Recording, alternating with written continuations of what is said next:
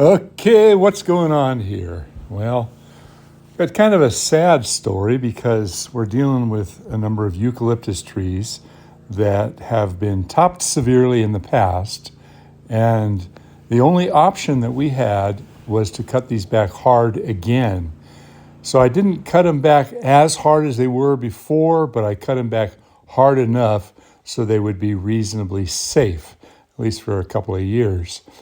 Now, sometimes you have to make these decisions when you're dealing with a tree that has been improperly dealt with in the past, and the new secondary subsequent growth has become overbearing and very, very heavy. There was two trees. One of them was a shagbark eucalyptus, and this was a very large dollar eucalyptus. And we had a lot of big limbs that we had to rope down over the house. It was kind of sketchy. Now, these limbs were just loaded with seed pods, so they were very, very heavy. And it was kind of an awkward spot here. I'll let you watch this.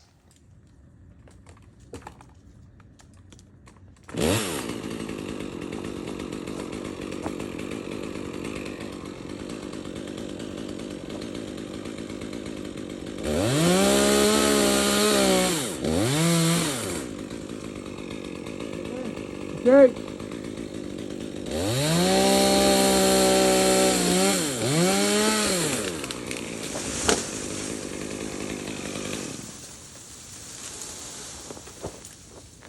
I gotta get the pole pruner.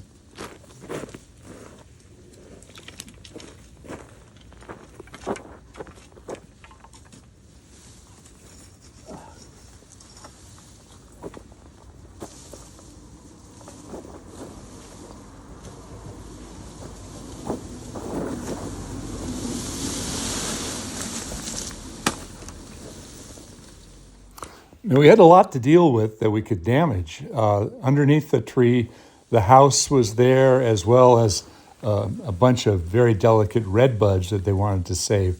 So roping down these big heavy pieces was very difficult. Because there was just two of us there, we really needed a three-person crew. One person to man the rope, the other person to manage the branch when it came down. So I was kind of doing two jobs at once, handling the rope and pulling it back with the pole pruner. It was a touchy job. Here's another really awkward cut.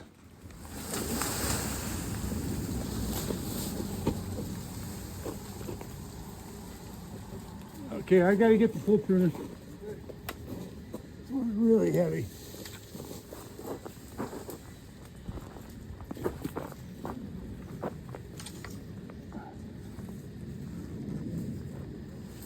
Definitely a three-man job.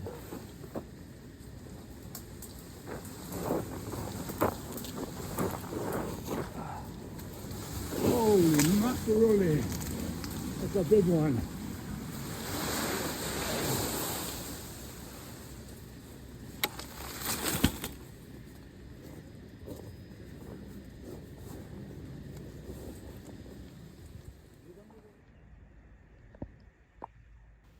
And this is a shot of what the trees looked like when we were all done. As you can see, we didn't top them as severe. We left some growth. Oh, this is kind of interesting. There's yet another tree from another day, same property, but there was a lot of old wounds up here that from the ground looked like a wound that was being absorbed, but you could see that it wasn't the case. Oh, this tree right here. This has got to win the Ugly Tree of the Year award. This is a Acacia baileyana, Bailey's acacia. And this thing, they did not want to take it down because it provided a little bit of privacy, but boy, the only word that can come to my mind is this is a basket case tree. Wow. I don't know why it was still standing, to be honest with you. There was so much rot, so many split out limbs.